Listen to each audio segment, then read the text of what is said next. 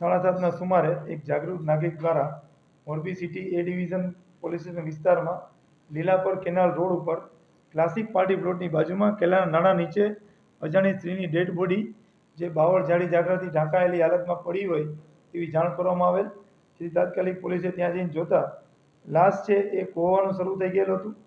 આ લાશ છે એ 30થી 35 વર્ષની મહિલાની હતી, જેના શરીરે ઓરેન્જ પીળા કલરની ડિઝાઇનવાળી સાડી તથા લાલ અને પીળી ડિઝાઇનવાળું બ્લાઉઝ પહેરેલું છે.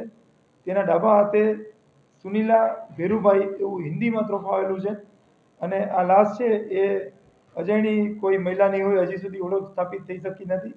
માટે આ લાશની કોઈને ઓળખ થાય તો તાત્કાલિક મોરબી સિટી એ પોલીસને જાણ કરવામાં આવે. જરૂર પડે જાણ કરનારનું નામ પણ ગુપ્ત રાખવામાં આવશે.